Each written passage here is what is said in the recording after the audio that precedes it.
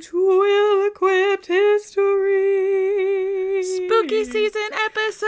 Ooh, it's Happy Halloween. Spooky. I'm telling you, you still sound like the Count to me.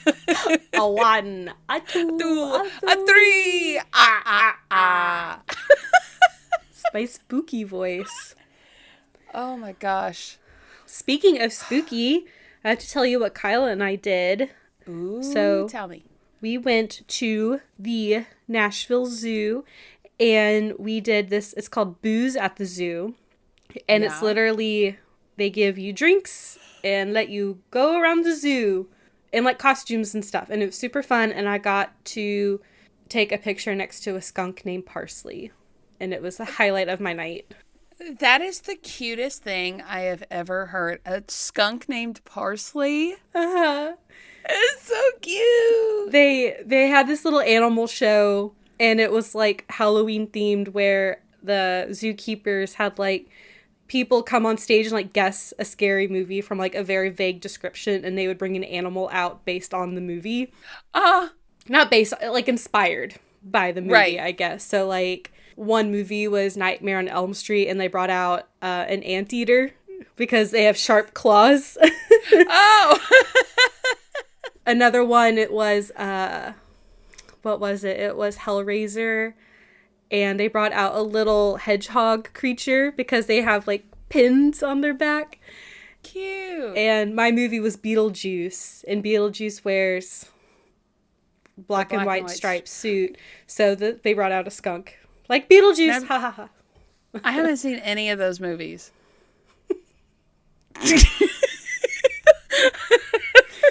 Not even Beetlejuice? No.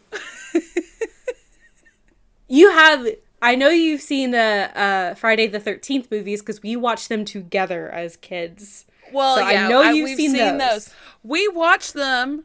Were those the ones we watched on your grandparents' dock in the middle of the night? For your in the middle of winter. And right at the end, a fish jumped in the water and we all screamed. That was the best. We should do that again. I know. It was a tradition for a while. On our birthdays, we would watch Friday the 13th movies. And then I couldn't find any more at Blockbuster. So the marathon stopped. You're dating us, Morgan. Oh my God. We're in our 30s. And there was still a Blockbuster in our hometown when we were in high school. It's a pet store now. Anyway, how are you, Emileigh? I'm well. I cleaned out my whole attic today. So, you know, hard work, but I can walk through it now. There's that. Yay. And over the weekend, I'm sure y'all saw the TikTok, but I went to a car show. That's super cool. We took the whole family. It was really cool. Really, really interesting cars. Do I know anything about them? Absolutely not.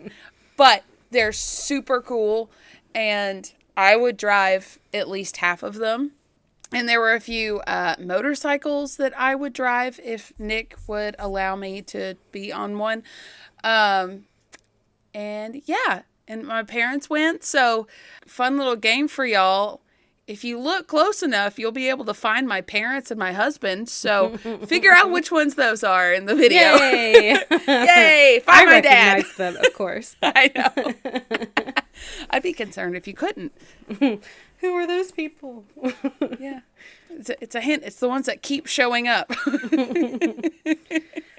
Do you have any fun Halloween plans, Emileigh? Since tonight is Halloween. Well, we have the costumes picked out already as of the time of recording, so I don't know if I should tell y'all what we're going to be. I mean, today's Halloween, so I think so. Okay. I'll announce it then. Because we're good parents, we let our children watch Futurama with us. So we're all going as Futurama characters. Yay! My daughter's a little iffy. Sometimes she's on board. Sometimes she wants to be a unicorn. So TBD on her. We've got her set up on both ways. But My son is going to be Bender. I bought him an entire Bender costume, and he's very excited about it. And I'm going to be Leela, and Nick is going to be Fry. That's great. So, I love that. Yeah. He is threatening to shave the beard off, though, for the costume, No. and I don't know how. I don't like it. I don't think I've ever seen him without a beard. Y'all know how much I like beards, and She likes the manly men. I like the beards. like the beard. So he threatened to shave it off, and I think my heart fell into my stomach. I was like, please, I'll love you either way, but the beard. Fry can have a beard, right? Yeah. Hey, Fry had a beard when he was like in that whaling episode or whatever it was, when he was like a boat captain or something like that. So I'm saying it counts. Okay. Yeah. What are you going to be? I don't know. I don't even know if we have Halloween plans. We had kind of already had our Halloween plans when we went to the zoo, and I just wore like a flower, my dark spooky flower crown, and a shirt that said "Drink Up Witches." Nice. I love it. I found at the Halloween store. Well, as far as plans for our family, downtown where I live, they do like a block party every year, and it's very friendly, like family friendly. And also there's a bar downtown we like to go to, and it's kind of like a beer garden. So it's still family oriented. We can just like sit outside and let the kids run around in the little garden area. So we're planning on dressing up, going downtown, getting a beer, walking the downtown area, and then going home or back for another beer. We'll see where the night takes us. It is a Thursday, so yeah. Well, nice. Yeah. Are you ready to get into our skit and talk about our topic today that I'm super excited about? I'm so excited. Woo. What you got there? Oh, this is a charm I got from down the road. It's supposed to make Harold stay loyal to me. You know he's got them wandering eyes. You think a charm is gonna keep Harold stay? You foolish woman. I am not a fool, they work. The priestess said she knew everything about Harold and his wandering ways. How could she know if it's not something more? Wait, priestess? You mean one of them voodoo priestesses? I heard they get their magics from their dancing and singing they do. The magic really works. Eunice down the road had one for financial prosperity, and she ended up getting a random inheritance. They're set for life. That doesn't mean anything. You know they're evil. They're agents of Satan, they are. No, they're not evil. She used St. Peter to call forth the magic to help me. Don't you have something you need help with? Well, Stan and I have been trying for a baby, and we're starting to get desperate. I don't want to sell my soul to the devil, though. Tell you what, you gotta see it to believe it. Come with me to the next ceremony. You need to see the Voodoo Queen in action herself. I am so excited about this topic. I love this topic. I love it, love it. So today we are talking about Marie Laveau, the Voodoo Queen of New Orleans. Woo! For our Halloween we episode. love New Orleans. Yes. And we have both been to New Orleans. We actually had a whole bonus episode about the history of New Orleans several months ago. So if you want to sign up to our Patreon, you can go back and listen to our bonus episode on New Orleans. I'm not going and to you get a free sticker. Yes. But today's the last day, so do it now. Hurry, quick, before midnight. So because we've already covered the history of New Orleans, I'm not going to get super deep into just like a couple things here and there. And also, I have to admit, this was not my first idea. I actually had a few ideas. One idea was like covering different death rites from around the world. Another was just some like different like sad or scary things that have happened in history. And because Emileigh just recently covered the Donner Party, I was like, and then I covered Vlad the Impaler before that. I was like, we need something that's a little more lighthearted. Sorry, guys. A little more spooky ooky. And not that voodoo in and of itself is spooky, but there is a certain like conception of it that it's a lot of it's associated with like the undead and Halloween and stuff, and New Orleans like goes all out for Halloween. Yeah. So I thought this would be a cool topic to talk about. We are going to talk about voodoo, of course, because we're going to be talking about Marie Laveau, but I'm not going to be hampering on like the spooky of it, but I will talk about some ghost sightings at the end, because why not? And you know what? I feel like growing up, voodoo always gets like a bad rep but for what it is, and it's not necessarily really bad. And, you know, I think about this often. And Morgan, I don't know if I've ever told you this story, but when I was a cabinet designer a couple of years ago, I went to a cabinet design training for a certain cabinet brand, and had people from all over the country come to these trainings. And one guy that I was talking to, and I cannot remember his name for the life of me, but he was telling me that where he was from, he actually, I don't know, like, he's just offering this information up to strangers, y'all. So, I mean, we were having dinner together because we were in the training together, but whatever. But he was like, yeah, when I turned like 18 or 19, I fell in love with this girl, and I knew where I wanted to have my house. So I had like this voodoo priestess or somebody put together this thing, and she was like, okay, bury this where you want to have your house, and this woman will fall in love with you, and you'll have a house together, and you'll live. They'd been married for like 20 years, and she literally was gardening one day while he was out, and she found the little jar thing in the yard, and she was like, you son of a bitch, you made me fall in love with you. And they like spell on you. Yeah, and they like continued to stay married and stuff, and she was like, things are gonna change around here. You did this, so I get this and this and this and this. I was like, oh my God, people are out here doing this shit. Like, I never had an encounter like that before where someone's like, yeah, I did it, and it worked. One of the books I read, so I've read 2 books. They're my primary sources. I'll talk about them more in detail in just a second. But one of the books I read, it does go into Marie Laveau's history and stuff, but it also will like teaches you different like rituals and spells to do to like get things that you want. Yeah. I don't know if spell is the right word.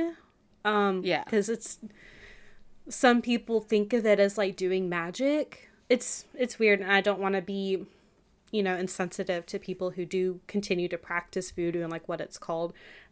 The books that I read called it work.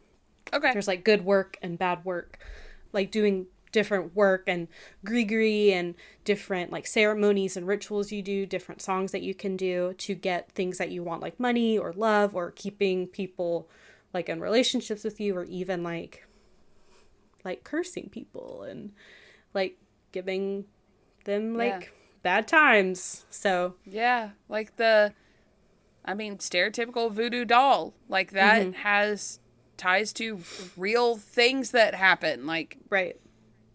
So cool. Yeah, like I said, we're not really going to get too deep into the history of New Orleans. I'm going to do like a very brief, quick overview just to kind of get you into like what the culture is of Louisiana at the time of the story. So it started off as a French colony, and after a while it was settled on Native American land. And then after a while it was passed into Spanish hands, and the Spanish owned New Orleans for a while, and then it went back into French hands very, very briefly, and then it was sold to the United States, and eventually it was made a state. Right. While the Spanish owned New Orleans, they had a lot of different avenues for people who were enslaved to become free. So that helped a lot of people of color who were enslaved to earn their way to freedom. So New Orleans had a lot of free Black people. It was like, I think of the population, maybe about 50% were free and 50% were enslaved. That's a lot for that time period. And I hate to even say that, but like it is. And another thing about this is that it was just kind of like enslavement was just a thing you did. So there were even Black people or people of color who owned their own slaves as well. Okay. So, That's a it's just thing. kind of, Yeah. it is. That's a thing. And it was a very big melting pot of a bunch of different cultures. There were Creoles, who are people who are born in Louisiana and are French-speaking Roman Catholics. Doesn't matter what race you are. There's indigenous Native Americans. There's French immigrants. There's Spanish immigrants. There's people from everywhere coming to New Orleans. So that's just kind of getting you a setup to where we're going to start our story, and I'm going to talk about the 2 books I read. So the first book, this was a major contributor to the information that I'm going to talk about in this episode. And so the book is called A New Orleans Voodoo Priestess by author Carolyn Morrow. She used a lot of information from newspaper articles, death records, different legal and religious documents like birth certificates and baptism certificates and all that. And there was this program that was in Louisiana from 1936 to 1941 called the Louisiana Writers Project. And there were 70 people who were interviewed for this project, who were interviewed about their time in New Orleans, and a lot of them talked about their time with Marie Laveau, while she was still alive. And several of these people knew her personally. Carolyn Morrow used 47 interviews from the Louisiana Writers Project to write her book, as well as other sources. Also, just kind of an overall statement, there is not really a lot of hard evidence about Marie Laveau. We know she existed. We know generally when she was born and when she died. In between's a little iffy. Yeah. I mean, what years was this again? She was estimate? In the 1800s. Okay. It was the 1800s. Yeah. And she was not a black everybody woman. was writing down, especially then. They were not taking records. And unfortunately, Marie Laveau could not read or write. Well, she definitely couldn't write. I don't think she could read, because I didn't see anything about her receiving any formal schooling. Okay. A lot of what is written about her was written in obituaries after she died, eyewitness testimonies that don't always agree with each other. And some of the things that Carolyn Morrow used in her research and in her book, some of it was straight fiction. So it was kind of a lot to work through. She even used novels that were written that were more fantastical. Right. And a little exaggerated. Them. Yeah. I mean, some of these were straight up fiction. Okay. It was kind of a lot to wade through, but I gleaned a lot, and it was a pretty interesting read. It was just a lot of information. Yeah. And then the other book I read that I mentioned earlier is called The Magic of Marie Laveau by Denise Alvarado. She, from what I gathered in the book, she practices voodoo herself. Okay. She is born and raised in Louisiana. She used Carolyn Morrow-Long's research as well as her own independent research for the book, and she has different rituals and work in her book if you are interested in performing any rites. So cool. I thought it was really interesting. Yeah. Okay, so to set up Marie's story, we're gonna, as we usually do, go back, give some context information. We're going to talk about her ancestors. Okay. So it is believed it's pretty concrete from what I saw. Marie's great-grandmother, Marguerite, came to the New World as an enslaved girl from Senegal, most likely. I did see that she may have been born in Louisiana, but most things I saw said that she was born in Senegal. But she was young when she came over. Yeah, maybe okay. a teenager from what I saw. And she was born around 1736. Her great-grandfather was named Jean Belair, but anything beyond that is unknown. One of their children was Catherine, who is Marie's grandmother. She was born around 1754. She was enslaved most of her life, and one of her enslavers was a man named Henry Roche, who's a white Creole who may have also enslaved Marguerite as well. And it's thought that while Catherine was young, she started becoming a practicing Catholic, because Catholicism is huge in New Orleans under the Ursuline. Is it Ursuline? Ursuline? I think it's Ursuline. Ursuline nuns, which is another is a huge convent that's still there. And it's around this time, just for context, that New Orleans came into Spanish hands. So there's going to be a lot more, like, their Spanish is like how you conduct legal business, and like currency is pesos now and all that. Yeah. So Henry sold Catherine and her son Bartholomew Magnon. Oh, sorry. Henry sold Catherine to her and her son to Bartholomew Magnon. And Henry was likely the father of all of Catherine's children, or all 4 of her children up to this point. In 1784. Henry held on to her daughter Marguerite, who was about 12. She was born about 1772-ish. So Catherine, after she was sold from Magnon, she was sold to a man named Jean-Joseph Bizot, who in 1788 sold her to Francois Mazan-Pomé, who was a free woman of color. And after, in 1795, so was that 7 years, Catherine was able to buy her freedom from Francois.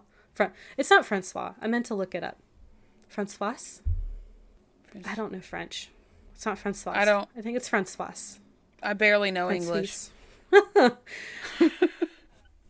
Anyway, after she bought her freedom, she bought a little house on St. Anne Street in 1798.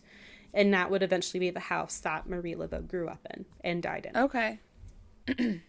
So it was her mother who was the slave that became free, or her grandmother? That was her grandmother. Marguerite. Okay.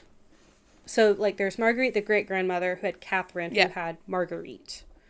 Okay. There's, like, 3 names in this entire story, so. Yeah, I love that. I know. It's not confusing at all. Happens. So, Catherine's daughter, Marguerite, remained under ownership of Henry Roche.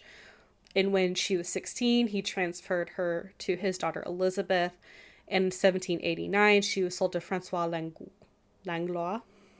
Again, French is hard, y'all. Francois Langlois. And in 1790, he freed Marguerite. And there's no information on why, what happened there. He just did and then vanished. So. Okay. Maybe he was an abolitionist ghost. We don't know. And he only, like, quote unquote, owned her for a year. Okay. So at some point, and we don't know how, really, I think they, like, they potentially, like, just kind of met up in the market. Marguerite met a free man of color named Charles Laveau, who was born in 1777, and who, by all accounts, was a businessman and a slave trader. The two never got married. They actually, I don't even know if they were in a, like, committed relationship, because he was married, like, by the next year to a different woman. So, may have been, like, it may have been a relationship, may have been a one-night stand. We're not sure. Listen, we're not here to judge. You have fun, ma'am. Yeah. So, and then after Marguerite and Charles were together, Marguerite later began a relationship with a white man named Henri d'Arcantel, and had 2 surviving children with him, and they were together for the rest of, like, the time they were together, I'm pretty sure. Okay. One thing about Long's book that I'm not going to get into, there's a lot of talk about, like, the culture of the time, as I said, and there was something about, like, women of color being, like, quote-unquote concubines to white men. Because they legally couldn't get married, so that was just, like, what they were called. And there's a lot of colorism in the book, because based on how much white you had in you, that kind of elevated your status. And they had different, and they had different terms for, like, how white you were. I'm not going to get into that. Like, I do think it's important to understand the context of, like, right, what was going on at the time, but I'm not going to get into it personally in this episode, because I don't think it's very relevant, Marie's story. More that she was born of a woman who was free, and she herself was born a free Black woman in New Orleans. So, Marie was born September-ish of 1801. Okay. Very little is known of her childhood. Like I said earlier, she never learned to write. I wasn't able to find out if she ever learned how to read or not. she never allowed a photograph to be taken of her, and she never sat for a painting. So all of these pictures of Marie Laveau that are circulating are just guesses. Oh, I was going to say, the one you have here, she looks badass. Yeah. And that's the go-to one that is seen as like the definitive painting of Marie Laveau, but people who knew her in real life are like, that's not what she looked like. So no one knows what she looked like. Mystery. I know. I like it. I love a woman of mystery. I know. She had no time for it. She was such a busy woman. She had shit to do. Shit to do. She was not going to sit for a painting or a photograph, which took like 2 hours back in the day. So yeah. I can't sit that still. I can't. I'm fiddling right now. Do you think I could sit for a 2-hour photograph? Mm-mm. Nuh-uh. So as she's growing up, the country as a whole is going through a lot of change. You know, like the Spanish relented control of New Orleans, went back to French hands, American hands, all of that in the early 1800s, right around she was born. Also, and we spoke about this as well in our bonus episode, there was a slave revolt in Haiti in the late 1700s, early 1800s. And there's a huge influx of refugees coming from St. Domingue in Haiti to New Orleans.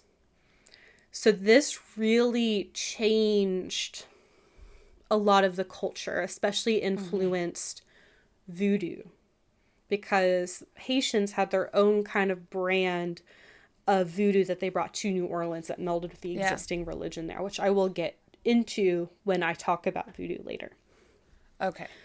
It's also believed that Marie's future husband, Jacques Paris, was one of the refugees fleeing Haiti as well. So the first kind of documentation we have of Marie after she was born is that she was married to Jacques Paris in 1819 at St. Louis Cathedral. There are records indicating they had 2 daughters. Felicity, who was born in 1817 when Marie was probably about 16 or so, before she was married, and Marie Angélie, who was born in 1822. There are no further records of these girls, so it is suspected they did die in childhood. But that's sad. Don't know. All funeral records from St. Louis Cathedral between 1825 and 1829 are gone. Oh. They just are vanished. So sus. But they Super sus. Do not come back into the story. They have birth and baptism records, are never seen again. So. Wow. And it's the early 1800s in New Orleans, so it is likely. Yeah. Both Marie's mother and grandmother had a lot of children who passed away as well. I mean, it was the 1800s. Yeah, in New Orleans. Disease was rampant. You know, you've got the mosquitoes, you've got cholera, yellow fever broke out. There's the Spanish flu no, that was the 1900s, never mind. Typhoid, dysentery, I mean, all the really nasty tuberculosis, there's a bunch of diseases. Yeah. So Jacques ended up disappearing between 1822 and 1824. Oh. And just vanished. No one knows what happened to him. There's one thought that he died of yellow fever and was buried in a mass grave. Don't know. Or after Marie Angélie was born, he just dipped. No one knows.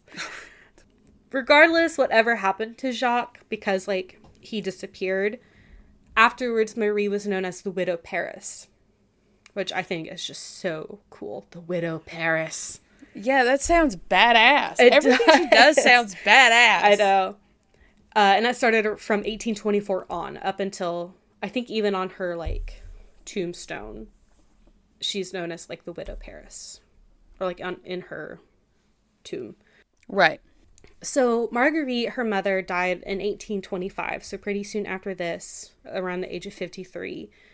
And from what I read, it seems like Marie, after her mother died, may have started becoming closer to her father, who again he has a whole other family. He has a wife and children and stuff, and it seemed like they started becoming closer when she was an adult, but didn't really seem to have a lot of contact with each other when she was a child.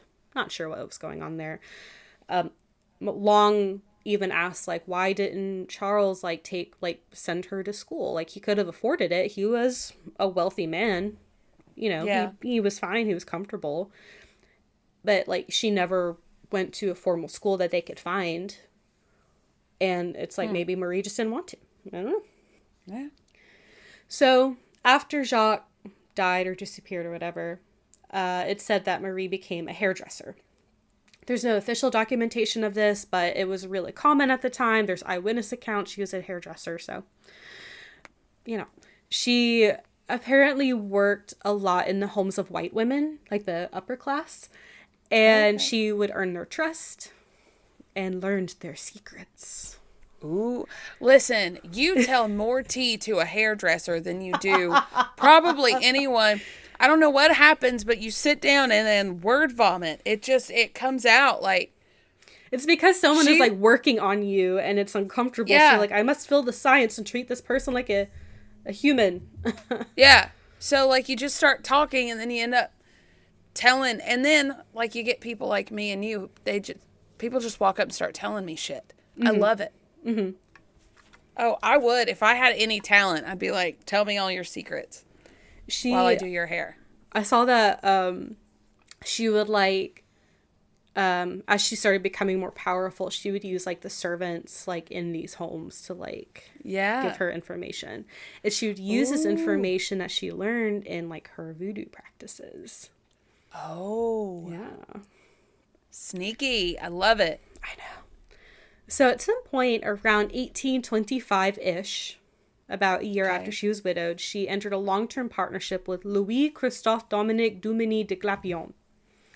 I'm sorry. Can you run that by me? Just I just one say more it again. time. I just say it again. Yeah. Okay. Yeah.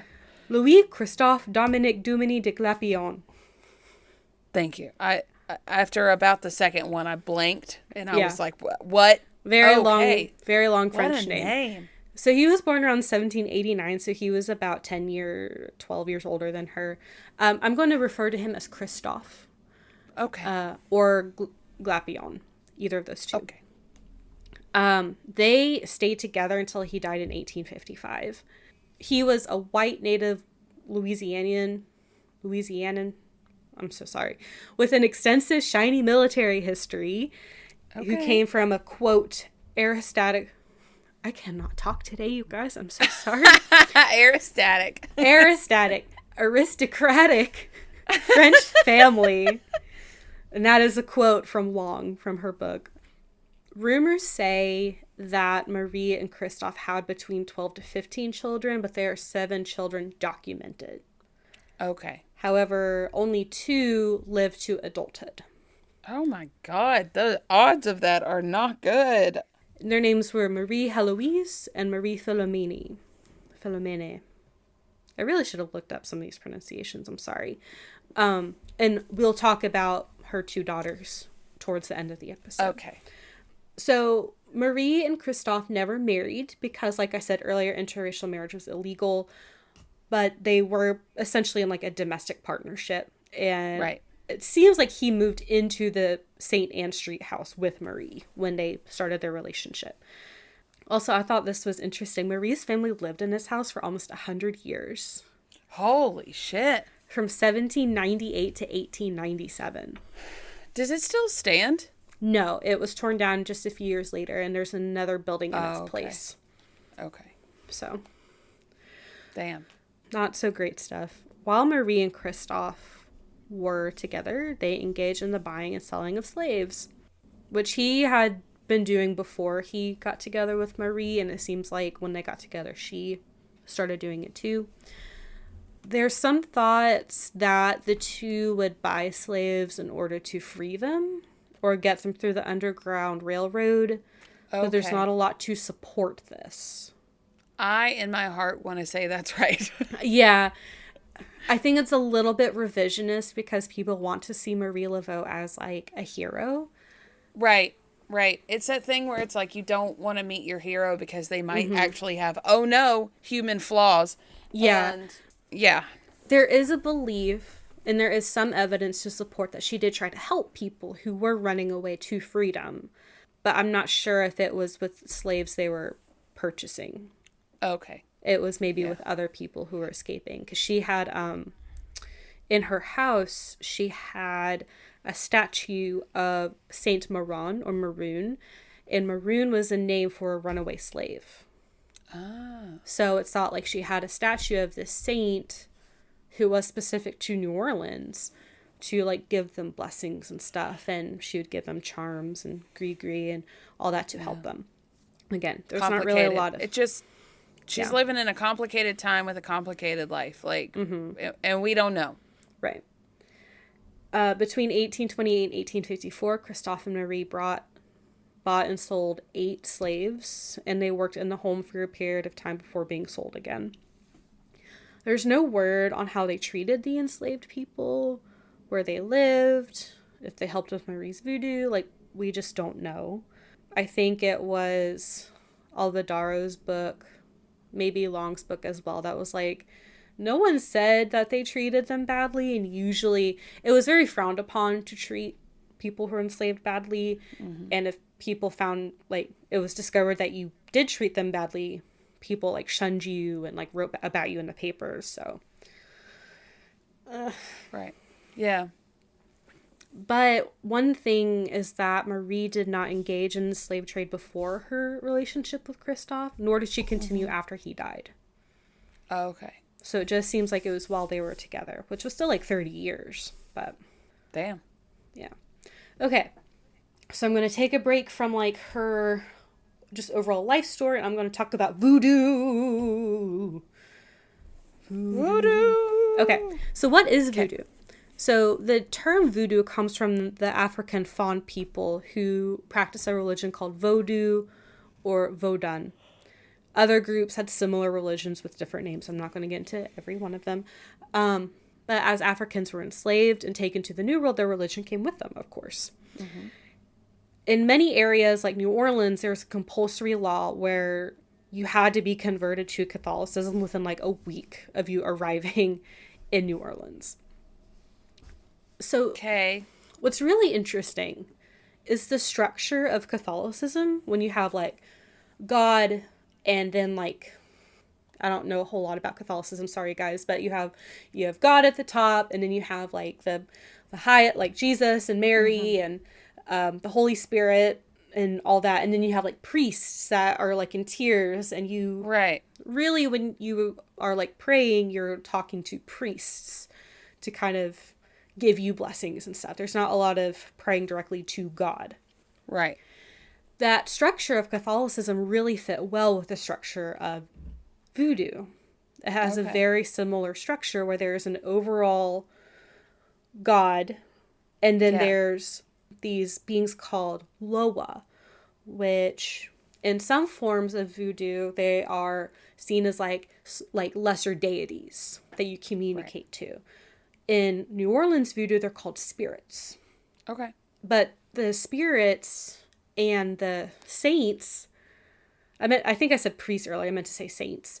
The saints in Catholicism and the spirits in Voodoo kind of like started merging together. Yeah. And it just they were kind of like a little puzzle piece. It just like right on top of each other. So a lot of people who practice Voodoo were actually also very devout and practicing Catholics as well. Huh.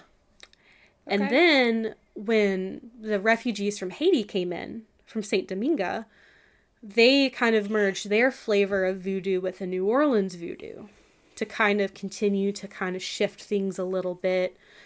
And that became what we're a little bit more familiar with today.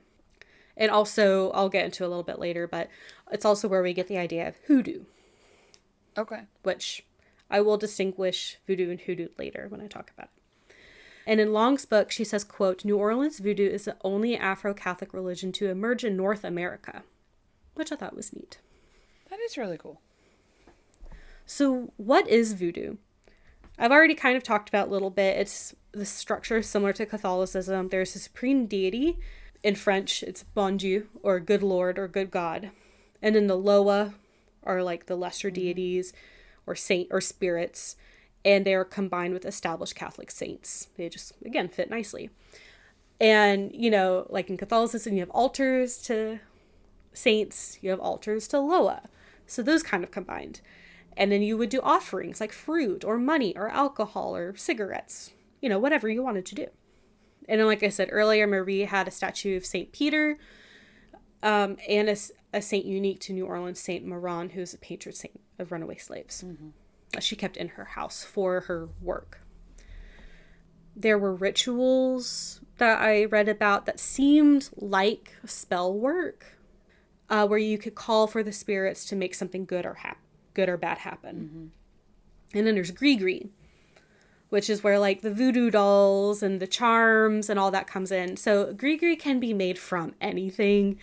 I'm not even going to get into everything it said, but you could do dolls, nails, herbs, graveyard soil, holy water, animal parts, sugar, I put holy water twice. Depictions of saints. Lots of holy water. Lots of holy water. It could be anything as long as it's like imbued with like a power, I guess. And Gris-Gris is carried over from African and Haitian traditions. And then in these voodoo ceremonies and large ceremonies, the priest would call out, they would sing, alcohol would be poured onto the ground as an offering. There are symbols called veve, which were drawn in the dirt to bring forth the spirits. And one of the veve are those X's that we see on Marie Laveau's tomb. Like the 3 X's. I was wondering what that was. A form of veve. Yeah. So those are drawn to bring forth spirits. They would sing. They would say Catholic prayers, could do animal sacrifice. Damn. At some points, the Loa would possess worshippers and communicate through them. Afterwards, there would be a big feast, healing ceremonies, and then they would hand out charms, like Gris-Gris. And I got all of that from Long's book as well. So, big to-dos. And not every voodoo ceremony was a huge production like that, just like the large ones. So now we're going to talk about New Orleans and voodoo.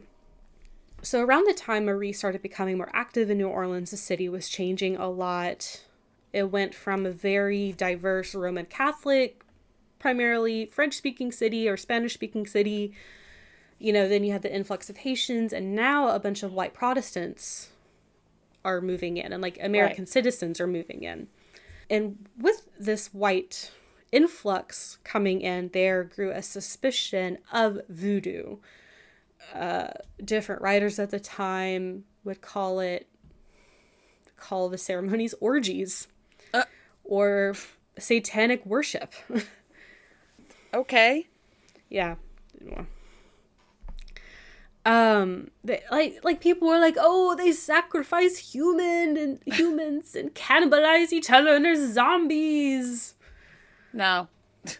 Which there is like zombie in Haitian voodoo, but it's not what we think of as a zombie. No, it's in like not pop the same culture. Thing. It's someone whose soul has been removed from their body through like an act of evil, not the undead. The next thing I wrote doesn't really make sense, but like there were people that were writing about this happening, but researchers and even contemporaries were like, no, this is not what's happening. But part of this like suspicion of voodoo comes like police involvement in breaking up these ceremonies. And Morrow Long found in newspaper accounts that people would be arrested for, quote, unlawful assembly. Because technically, if they're practicing their religion, they have freedom of religion. But there was nothing about the unlawful assembly. And another thing is that it wasn't just black worshipers. There were often a lot of white worshipers as well. Because it's not limited to anyone. Anyone can practice and worship. And it wasn't exclusive to those of African descent, but it was attributed that way. So police, unfortunately, were regularly arresting voodoo worshipers. And voodoo is also used as an excuse to segregate black citizens from New Orleans. Like, look how barbaric these people are. They can't vote. I'm rolling my eyes so hard. I know. And this is a post-Civil War town, and like after Reconstruction, we've talked about it before, but after Reconstruction, there was an uplift of Black voices, Black people in power and government positions, and then white people came in and just squashed it all. Yeah. But no one dared mess with Marie. Good. My next section is called Marie the Voodoo Queen. It is estimated that she became a voodoo priestess around the 1820s, sometime probably after Jacques disappeared. Don't know. Okay. And no one really knows where she learned it from either. Did she learn it from her grandmother or great-grandmother? Don't know. Or her mother. Not sure. Yeah. There's rumors that she had different people who were her mentors, such as practicing under Sinite Didi and Marisa Lope. And then, like, in stories, she, like, was the mentee, and then she surpassed them, and they're like, no, you usurped our voodoo queenness. From everything that I saw of, like, that kind of relationship, it's mostly fiction. There's also rumors that Marie was mentored by Dr. John, who was a really well-known voodoo practitioner at the time. He was a real person. He didn't have as good of a reputation as Marie, though. Okay. And there's even stories how they were, like, in a mentor relationship, and then they were lovers, and then they betrayed each other. Oh, my God. Again, that's fiction. There's not even evidence that they even knew each other. They probably did because they were both practicing in New you're in, like, Orleans. the same circles and stuff, but that seems like such a big leap to go from, like, they might have known each other to they were lovers that betrayed each other. Yeah. Again, like, Long talks about, like, any source of information that she can find, even if it is fiction. I was just like, that's kind of silly. Super silly. So regardless of how she came into voodoo, she started hosting voodoo ceremonies and rituals at her house. She sold gris-gris, which is really big source of income for her. Yeah. And she led this annual St. John's Eve ceremonies on Lake Pontchartrain. And these were huge celebrations celebrating Jean the Baptist. I said Jean the Baptist. Jean the Baptiste. Jean the Baptiste.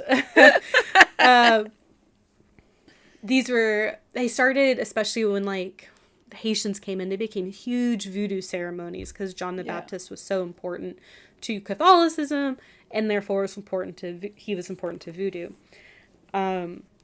They would bring out drums, they would dance, they would sing, they would have their voodoo ceremonies, they would have huge feasts, and it would end with everyone going into the lake and bathing, and then Marie giving a sermon. Cool. After she died, people really stopped celebrating St. John's Eve. One, probably because Marie passed and she was such a she led these celebrations. Yeah. And two, there was another really big holiday that was starting to take St. John's Eve's place, the 4th of July. Yeah? Yeah. And this was more like the end of the 1800s when it started fading out. So like I said, Marie was famous for her gris-gris. I looked it up. That's how the pronunciation guide said it. I'm pretty sure it's gris-gris. Yeah. It's just awkward for me to say. People from all over the city came to her for consultations and to receive her charms. Gris-gris could grant positive and negative effects like money, love, and even revenge or death. A woman who was interviewed by the Louisiana Writers Project, Marie Washington, she studied under Marie before her death. And she described Marie as being tricky with her clientele. Apparently, you know how I said that she would, like, get information from, like, her white clients and stuff? Yeah. She had connections from all over the city with Black servants and slaves, and she would learn the white people's business and then manipulate them into coming to her for, like, her services. Sneaky. Like, the servants would be like, hey, this guy is, like, messing around on this woman, and then she would, like, get the woman to come in and say, hey, your husband's messing with you, here's a charm to keep him from leaving you. And then she'd bring in the husband and be like, your wife knows, here's a way to like protect you from her magic. Like, it was just like a whole thing. Wow.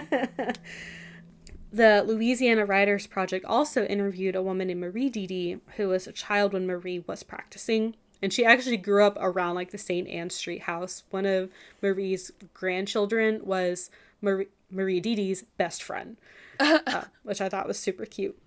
That is cute. She described the interior of the house, specifically the front room, where ceremonies were held, as having a ton of candles, pictures of saints, and an altar full of flowers. Oh. And it makes me think, have you been to the Voodoo Museum? You should, next time we go to New Orleans, we need to go to the Voodoo Museum. Okay. It's not in her old house, because again, her old house doesn't exist anymore, but I think it's in the area where she grew up. Yeah.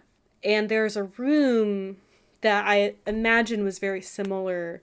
I mean, of course it's a museum and there's a lot of stuff in it, but kind of how it's set up, it's how I imagine the room was set up, with like the flowers and the altars and the saints and stuff. Yeah, I'd love to see that. According to people who knew Marie and were interviewed, I'm just going to say the LWP because it's a long title, Louisiana Writers Project, LWP. Marie engaged in what was called good work and bad work. Good work was beneficial, helpful, blessings, good rituals for positive effects. Again, she had statues of St. Peter and St. Maron to help her with her good work. She was also reported to engage in bad work, more along the lines of curses, disruption, confusion.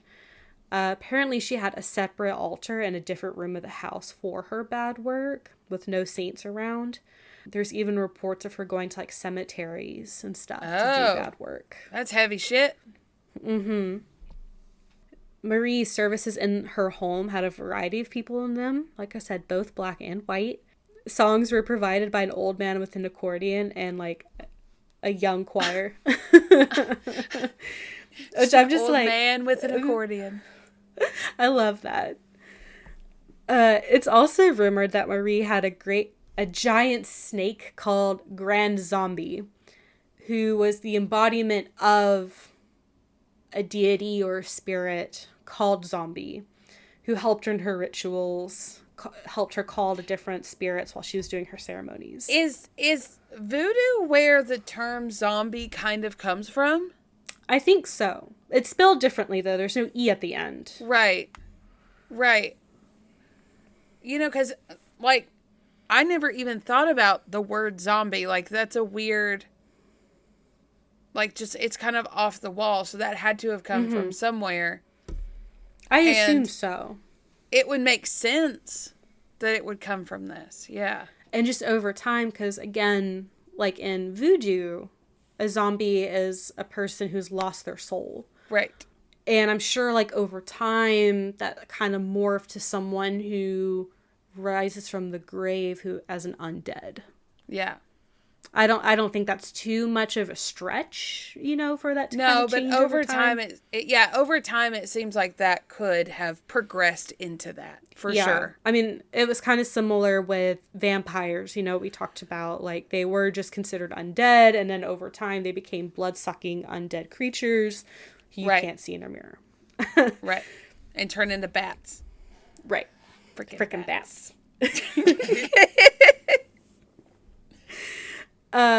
So people who were interviewed by the LWP had different accounts. Some people definitely saw her dancing with a giant snake in rituals, and others say they'd been in her house many times. They'd been to many of her rituals. They never saw any dang snakes. So maybe she kept them for certain things. Maybe. Just to keep people on their toes. And it doesn't say what kind of snake it was, but I'm imagining like a giant like ball python. That's what I'm imagining too. So in July of 1850, we're jumping forward a bit, there's an account where Marie and another priestess, Rosine Dominique, issued a formal complaint about an officer disrupting their worship and stealing a statue. Black women around New Orleans came in to support the women, and the police finally agreed to release the statue back to its owners for a fee of $8.50 in court costs. It's a lot. And yeah, Many women offered money to obtain the statue, and in the end, the person who got it back was thought to be Marie II, or Marie Laveau's daughter, who we'll talk about.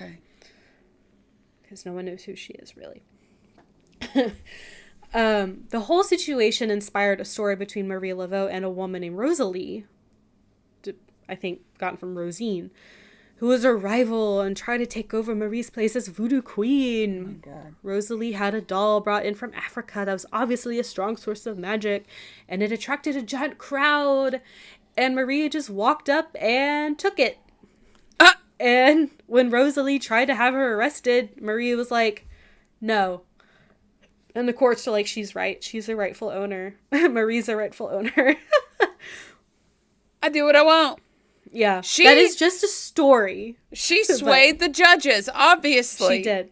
Which she did in real life, too. I'll talk about it in a little bit. Oh, my God. That's probably where this kind of came from, but it's just a story. I just thought it was kind of funny. And I wasn't sure how well known of a story that is in Marie Laveau's mythos. So I just wanted to address it. I don't think I've ever heard of it. And it's been a while since I've looked up anything about her, so but I hadn't heard of it, so that's cool. I thought it sounded a little familiar to me, but I wasn't sure. The fact that she can just walk up in the middle of a crowd and just be like, that's mine. Thank you. This is mine now. And everyone's like, yep. Yeah. Marie had it first. No one's fucking with her. No one's telling her no. There's another account from 1859 where one of Marie's neighbors, Bernardo Rodriguez, issued a complaint against her and her daughters for holding a voodoo ceremony or multiple ceremonies in a building next to his house and disturbing the peace with, quote, fighting and obscenity and infernal singing and yelling, though there's no evidence or record of voodoo ceremonies having ever taken place in this building. And Long writes in her book, quote, the newspapers reported that quote, within, quote, Her Majesty Queen Marie was duly sent after, end quote. There was no further coverage of the incident and the outcome is unknown, end quote. So they just sent Marie to deal with it. They were just like, hey, I wouldn't even say they sent her somewhere. They were like, hey, can we talk to you about the situation? And it just never came up again. But I love I'll handle it. But in the newspaper, they called her Her Majesty Queen Marie. Her Majesty Queen Marie. From now on, you will call me Her Majesty Queen Emileigh. Just from now on. Thank you. Change my life with Voodoo and we'll talk. Yeah.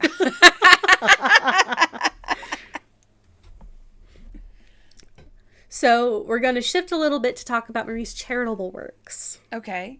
She was very charitable. She was incredibly involved in her community and seemed to always be trying to help others. She would take orphans in off the street and give them medical care and hot meals and a place to sleep. And honestly, anyone could come in off the street to her home for food or a place to rest their head for the night.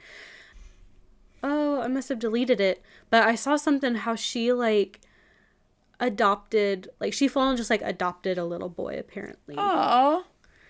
She worked super hard during the different illness outbreaks. Because like I said earlier, people in Louisiana and New Orleans specifically were always sick. So she worked hard all the time. Yes. Yeah. So she worked especially hard during the yellow fever outbreak and the cholera outbreak. Yeah. And there was a note in Long's book that the women who used healing herbs and more holistic methods were a lot more effective at saving lives than doctors who utilized bleeding and purging methods of healing, which is interesting. You're taking a weak person and you're making them weaker, but okie dokie. Yeah. And Long's book describes how these holistic methods were massage and cold baths to bring down fevers and natural herbs and medicines, not bleeding people out or making them diarrhea or vomit to the point where they die of dehydration.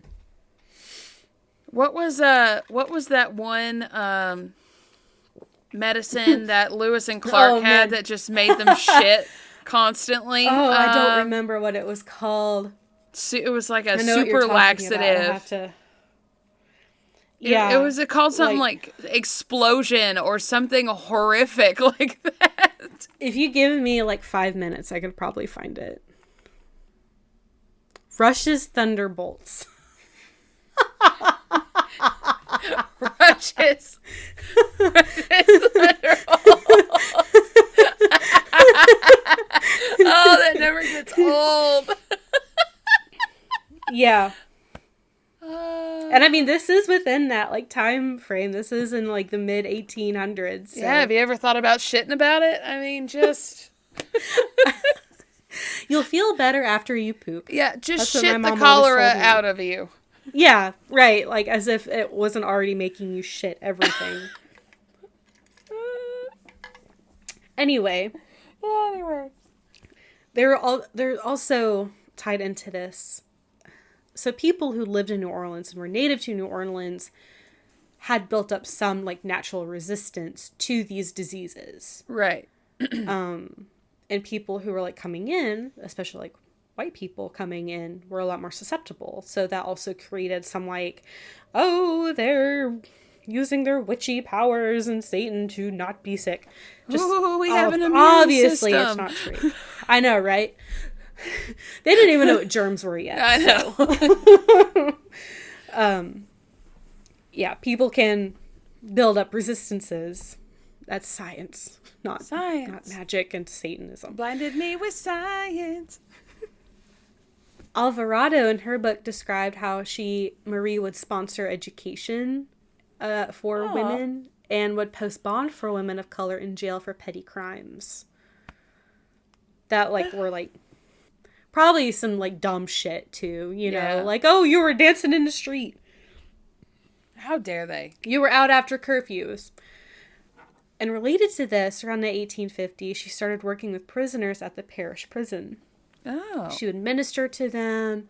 She would make them altars before their death sentences were carried out. Like, she just was really with them. And honestly, her presence was such a positive benefit to these prisoners' lives. Even if they were going to be executed, like, it really livened their spirits up just to see her. She would make sure their souls were secure, would speak to them about Jesus, you know, save their souls. And sometimes if she felt it was necessary, she would plead their cases and try to commute their sentences or have them freed altogether. Wow. And most times she was successful. Again, you didn't mess with Marie. No. If she says this man needs to be free, free this man. So this was a quote from the Daily City item that Long found. If Marie, quote, could be induced to exercise her influence to save the life of a condemned prisoner, she rarely failed. Nor were the fruits of her interference ever regretted. No shrewder judge of character could have been found, and when Marie interceded, there was generally good ground for mercy. Wow. End quote. She was just a good judge of character. Yeah. To the point where even, like, judges were like, yeah, okay. If Marie says you need to be let free, then you're going to be let free. Yeah. Or at least not get executed. Wow. When she was older, Marie allowed Choctaw women to set up camp in her yard, which actually may have started with her grandmother, Catherine. Like, as they came to, like, sell their goods in town, she would just, like, let them stay at her house in her yard. Yeah. Give them a safe space to... Yeah. Yeah. And she even let strangers be buried in her tomb if they didn't have anywhere else to go. In her tomb. Look at her tomb. Look at it. There are over 84 people buried in this tomb. Wow. Like, there was barely room for Marie. And about 25 or so are actually related to her. Wow. I have seen this. Morgan, I know you know this, but I have seen this in person. Mm-hmm. And right after I turned 21, Lou and I went down there and went and visited Sarah and had a grand old time. But part of that was actually walking around, and we found her I forgot the word for it, but her little tomb building. Her, like, mausoleum. Yeah, thank you. Yeah. And it is... looking at a picture of it really just doesn't do it justice. There are still tons of offerings, and you can see the markings on the walls of it a lot more clearly. And you can tell people still show up to bring like their things to her. And to know that there's like, you said 85 other people in there? 84. 84. And then her, that is insane. I know. Wow. She was just so giving. And Marie worked very closely with a man named Père Antoine. He was a Catholic priest who actually baptized Marie and married Marie to Jacques when they got married. And they continued to do a lot of charity work together. And he even let her do some rituals on Sundays behind the cathedral, like on the down low, which I love. Like, hey, like, come on back. Come on back. Do some work. Okay, so this one... Okay, so now we're getting into her later life and her death. Okay.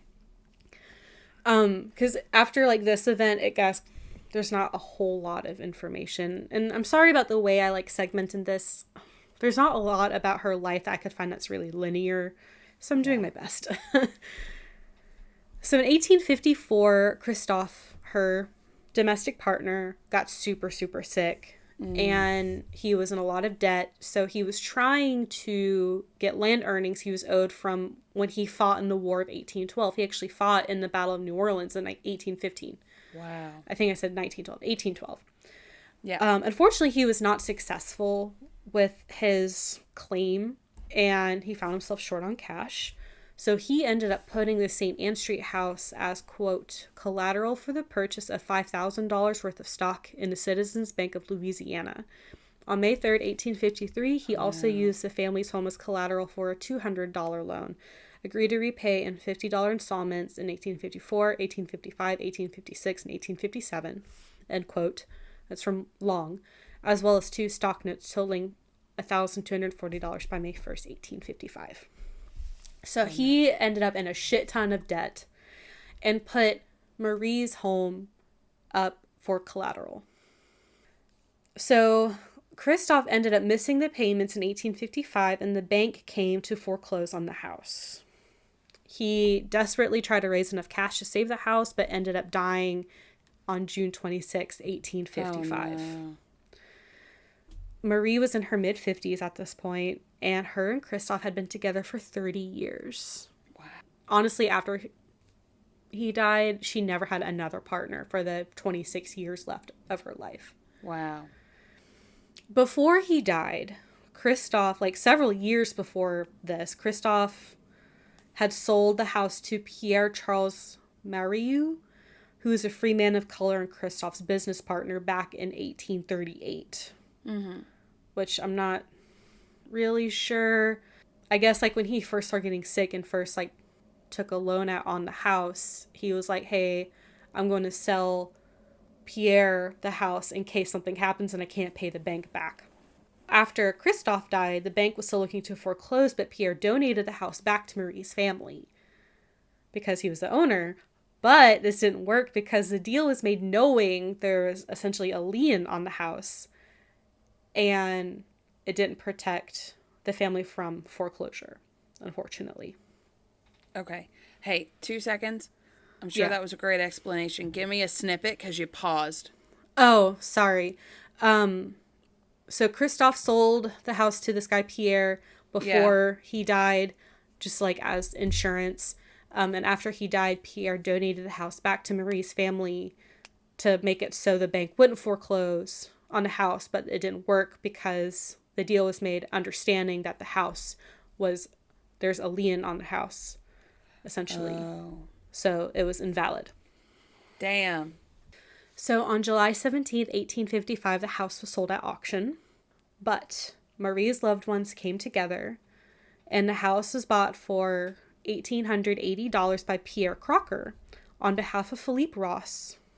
And I was trying to find out who these people were. I could not find anything. Okay. I assume they were like friends of them. And they allowed Marie and her family to continue living in the house. Wow. And there were more like legal shenanigans after Christophe's death, like his sisters trying to claim his property. but the house wasn't his property. Right. It was never his property.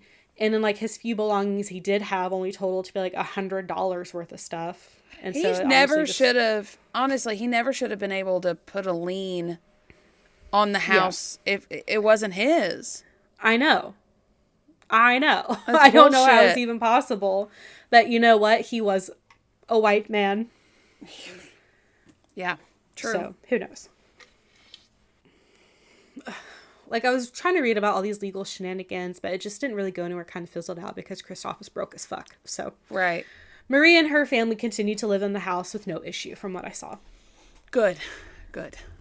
But, like, with all of this going on, Marie was completely devastated by Christoph's death. Like, again, she never had another romantic partner after he died. And then she had to deal with, like, the threat of losing her house that her grandmother had bought after she was freed from being a slave. Like, it was just a whole thing. But they kept the house. By the 1870s, jumping forward a few years, like, every time she was written about in the newspaper or, like, an account, we're like, she's so old and frail.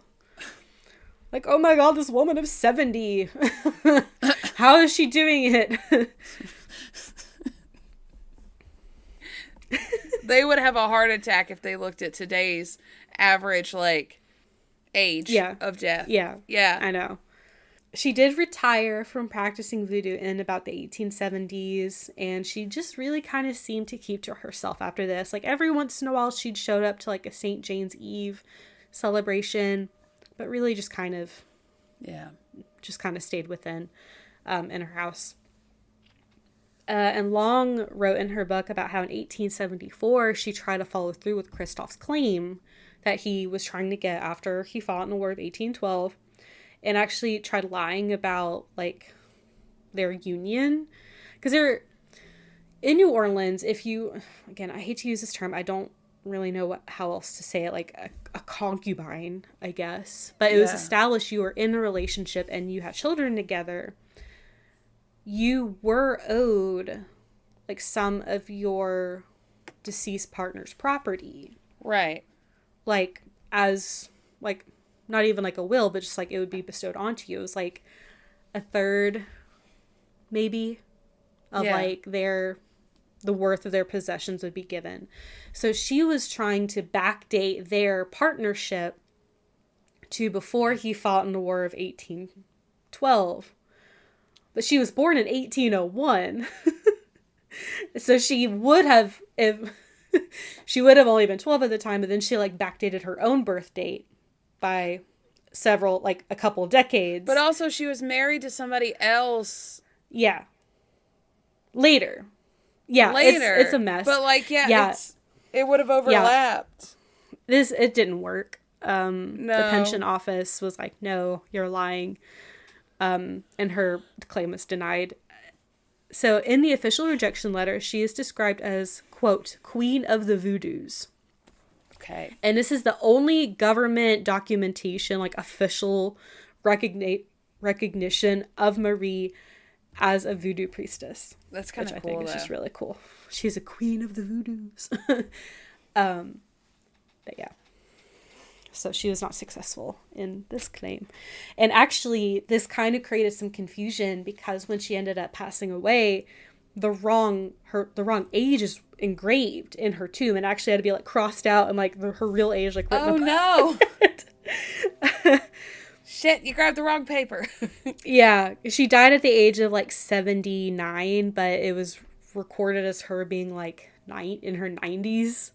Oh my gosh. Because she'd backdated her birthday. So her death. There is a story, I believe it is just a story. Okay.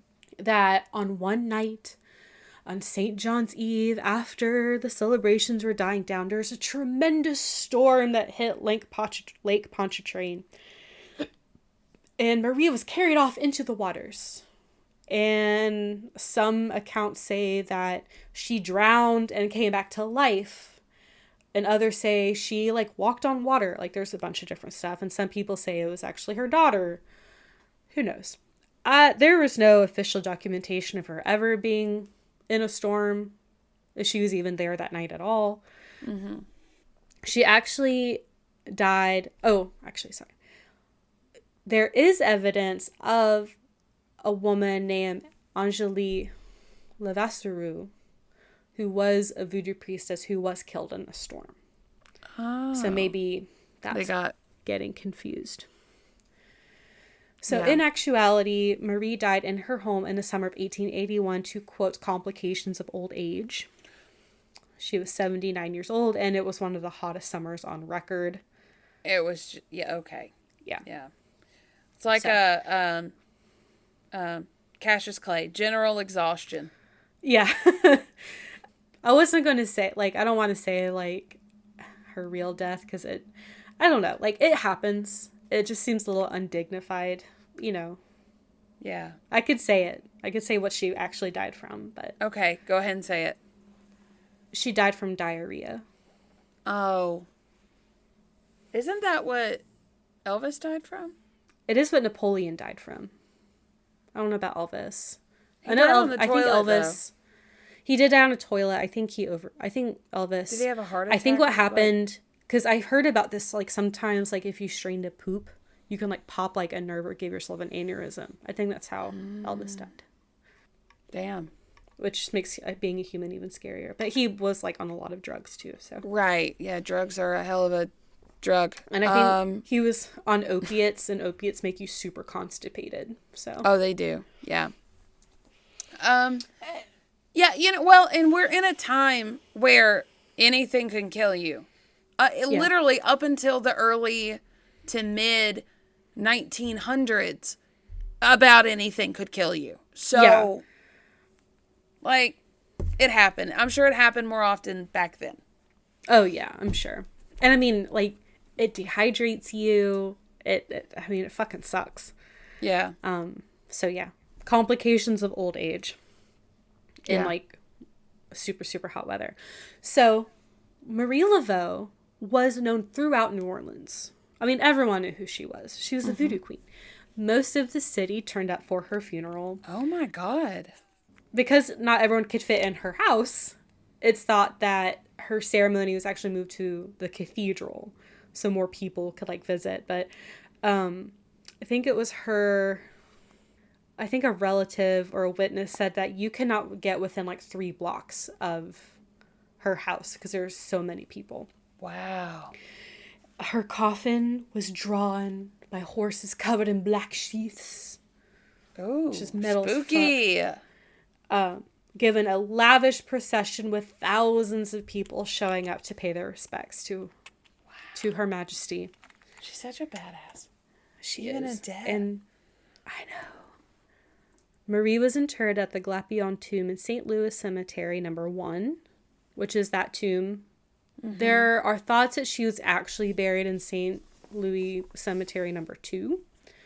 That seems to be, like, misconstrued. By all official records, she is in No. 1, not No. 2. But there are people that will go to the No. 2 cemetery, and there's, like, a tomb that people still leave, like, offerings at. They do it both. Okay. And according to Alvarado, her tomb is at the center of New Orleans sacred geometry, which I think is neat. Cool. So, we're not done talking about her just yet. Now we're going to talk about her legacy. Okay. So we have Marie II, or Marie II. So there are records of this woman, and Marie Laveau is often confused for, or is thought to have been replaced by Marie II after she died or retired. There are stories of a young, beautiful woman conducting and doing things when Marie was already, like, middle-aged or older. Yeah. No one knows who this Marie II was, though. Some people think she was Marie's daughter, Marie Heloise. Okay. But Marie Heloise died in 1862. And, like, before sightings of Marie II were seen, or, like, before these rumors were circulating. Interesting. The most popular theory is that Marie II was Marie's other daughter, Marie Philomena, aka Madame Legendre, which I think is super cool. That is really cool. She physically fit the description of Marie II and lived about 10 years after Marie Laveau died, but Marie Philomena vehemently denied any association with voodoo and even insisted her mother was not a practitioner. Like in all interviews, and she was like, I do not practice it. My mother didn't. She was very, very against it for some reason. Huh. So, don't know. Carolyn Marlong's opinion is that Marie II was a woman who took on the mantle and who may have also just happened to live in the St. Anne house. Because, like, there were sightings that she was, like, entering and leaving that home. Right. So, who knows? Who knows? No one knows. Records. So, after her... Yeah, records did not exist. Mystery. So, after her death, while Marie Laveau was well known within New Orleans, not a lot of people knew about her outside. Right. It wasn't until after her death, closer to the mid-1910s, actually, that people were starting to research voodoo because it's so interesting. Yeah. She became more well-known as this research started becoming more popular and more well-known, and even the New York Times reported on her. Wow. There's a woman named Zora Neale Hurston, who I've definitely heard this name before. She's a Black researcher, author, and anthropologist. She dove into researching New Orleans and the magics of voodoo and hoodoo. And she actually focused on hoodoo. And hoodoo so voodoo is considered more of like the religious practice. Yeah. And hoodoo is more of just like the magic part of it. So sometimes they're used interchangeably. They're a bit different, kind of related. Right. Yeah. And most of her research was done between 1928 and 1930. And she actually became a hoodoo apprentice, which I think is super cool. That is super cool. So it actually wasn't until the 1990s that more research was being done on Marie herself. And people started trying to get at the truth behind all the stories and tales behind the voodoo queen. Mm-hmm. So I have a kind of a long quote from her book. Quote, returning to the laudatory obituaries and remembrances that followed her death, the voodoo queen is now visualized as a traditional healer, a kind and charitable woman, a devout Roman Catholic, and a voodoo priestess. In addition, she is characterized as an abolitionist and community leader and a role model for her race and gender. Aw.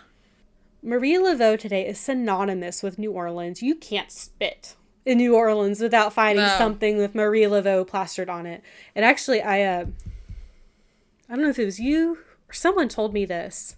I think it was a friend that told me this recently, but apparently in New Orleans during COVID, someone put up a billboard that said Marie Laveau wants you to get your COVID shot. And it made a lot of people go get their COVID vaccine. If Marie says it, you have to do it. You gotta go do it. You gotta listen to Her Majesty. That's hilarious. Her name alone drives a ton of tourism there. And again, like... Yeah, Marie from Laveau a woman who died like 150 years ago. Yeah, really? Who, like, the only reason we know about her is because, like, some people wrote, like, newspaper articles about her. Wild. It's crazy. Her gravesite is the second most visited pilgrimage site in the U.S. The only one that's more popular than hers is Elvis Presley. What? Yeah. That's... Wow. Ooh, I was part of that once. I didn't even know it. You made your pilgrimage. I made my pilgrimage. Okay, Damn. so now a couple little spooky stories. Woo. So in Alvarado's book, she describes the account of a Mr. Elmore Lee Banks who was visiting a drugstore near Marie's gravesite in the 1930s. So while he's standing in line at the drugstore waiting to talk to the pharmacist, a woman wearing a white dress and a blue tignon, or that headdress, like the head wrap, stood near him in line, and the pharmacist like turned around, saw her, and ran away. And the woman started laughing. And when Banks was like, I don't know what's going on, she asked him, don't you know me? And he was like, no. And she slapped him and floated away towards the graveyard. Sassy even in death. I love it. I love like the mental image of her going, don't you know me? And he's like, no, ma'am. And she goes, pap, smacks him, and then like cackles and like floats away towards her tomb. Could you imagine going home? Mental image of that. Could you imagine going home and be like, honey, I got slapped by I got slapped by Marie Laveau today. I know, right? I will say, this story does come from an author named Robert Tallant, who was notorious for like exaggerating and even fictionalizing a lot of the lore around Marie Laveau. I just thought it was a funny story. Still fun. My last little thing. The family did lose ownership of the St. Anne Street house in 1897 after Marie Philomena's death. And the original structure was torn down in 1903. There's a new building that was built there. But there are reports that Marie's and her family's energies are still tied to that location. And there are sightings of Marie's ghost walking down the street, quote, wearing a long white dress and her signature white tignon tied in 7 points to signify a crown. And that's from Alvarado's book. And what is this building? Like, is it more residential areas or... Let me look it up. What was the address again? It's just on St. Anne Street. It's a vacation rental. It doesn't surprise me at all. I think it's just a building or a house. So that's what I got on Her Majesty Marie Laveau, the Voodoo Queen of New Orleans. This was awesome. I was so into researching this. Like, we needed this. We needed this. Oh my gosh. At the time of recording, I still haven't edited the Donner episodes. And I know, y'all know me. I'm going to end up crying again. I needed this. Yeah. We needed something like a little spooky ooky, talking about a badass woman. Yeah. Get it? Slapping people in the afterlife and... Taking dolls from people. Just because she can. Just because she can. Saving people on death row just because she felt like it. I love her. I do too. I wish we knew more of the facts around her. Again, like, this was so hard to research because so much is just hearsay. People, like, some is just people making shit up. Some of it is, like, oral legend. Some, like, again, it's... Yeah. I mean, honestly, things like this can be, like, she, you know, was... The way things can, like, get exaggerated over the years is she went into her yard, picked up a snake, and threw it out of her yard. And then the next thing you know, the legend is she has a pet boa constrictor or Grand python. zombie. Like, I mean, it just... Things just... Yeah. Get misconstrued and weird over time. Exaggerated. I think the truth is likely, like, close. Yeah. Because it has to come from somewhere, but also, like, there are some things I saw. It's like, that's just made up. That's just pure fiction. I didn't even include it. This is a very, very, very, very, very narrowed down view of Marie Laveau's life and all the information surrounding her. Thank you so much. You're welcome. Oh my God. I love this. Yeah, because I think I have heard, not this year, but in the past few years, other, say, paranormal podcasts will cover Marie Laveau, and they're great, but it's like, you kind of have a hard time believing a lot of it. It's very fantastical, very whatever. Some concrete facts, even if they are few, is nice to have. Like, it's just nice to have something tangible of her to where she feels real. Yeah. And not like she was a real up person. Yeah. Yeah. She wasn't like Dr. Facilier and the Princess and the Frog. Like, that's not what happened. No. No. And I think, speaking of him, I think Dr. Facilier was inspired by Dr. John. From what, that's just kind of an assumption and like some things I've seen on the internet that's not factual. Do not quote me on this. Dr. John focused more on like the gree part of it, but like he had like the charms and the talismans and stuff, and he is seen as more of like a bad work type of dude. Yeah, I think it's I'm sure a lot of the visual things are probably, and little things are probably true when making like a cartoon like that, but obviously everything's going to be very much embellished.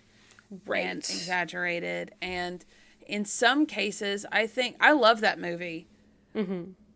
I, not knowing a whole lot about it, think they did an okay job, but obviously he's the villain of the story, so they had to big it up and they had to make it look a lot worse. And is it the best representation of voodoo? I don't know.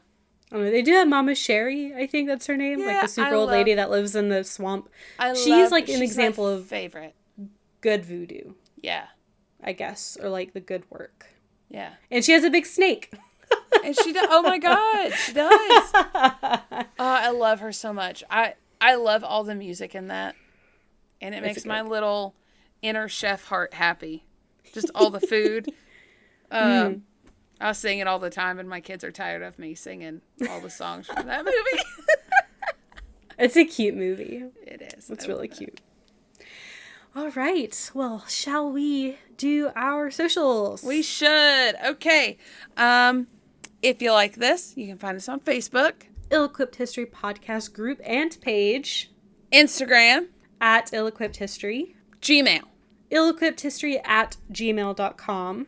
And you can just email us just to chat if you want to. Please do. TikTok.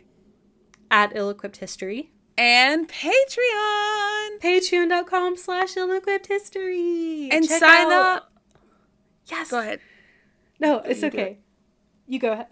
I was just going to say, sign up before midnight and you get the sticker. Yes. Emileigh has posted the picture of our sticker on our social media. You should get one. They're so cute. Yeah.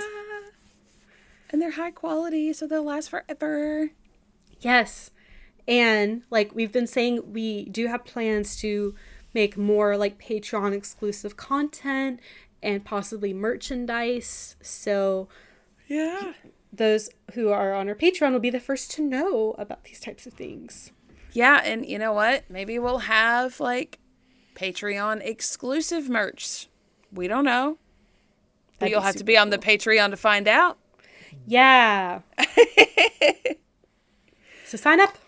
Yeah. Okay. If you're going to be the queen of voodoo, be the queen of voodoo. Do it. Do it. Slap people. I love that's what you're fixating. The thought of a ghost just slapping the shit out of someone and going, whoo, floating off. Like laughing and just flying away yeah. into the sky. Do rituals and tell the police to fuck off if they try to break up your ritual. Yeah. And check out these books. They're super cool. Yeah. One of them has voodoo work that you can do yourself at home or in a graveyard. It's really cool. I was like flipping through and I'm like, I will never try these, but these are super interesting. And you know what? It's Halloween. Go do something. Go, like, responsibly. Yeah, of course. Nothing illegal. Course. Nothing illegal. Go but visit go a cemetery. Have fun. Yeah. Go trick-or-treating. Do a seance. Bring out the Ouija board. Maybe don't do that. Maybe don't. Never mind. Scratch that. Don't. Definitely don't do all those things at the same time. Seance with a Ouija board in the graveyard? No. No. And you know what could be a fun little activity? Get some dowsing rods and go to a ceremony and be fascinated as the dowsing rods cross every time you walk over a grave. That's super fun. It is fun. And if you ask questions, they might answer. You don't know. And if you, Morgan's gonna freak out. I got scared. And if you do that, record it because we want to see. Yes! If you guys do anything super fun for Halloween, please post it. Yes. Post it on our page or our group. Yes, please do. Right, Happy Halloween! Okay, bye!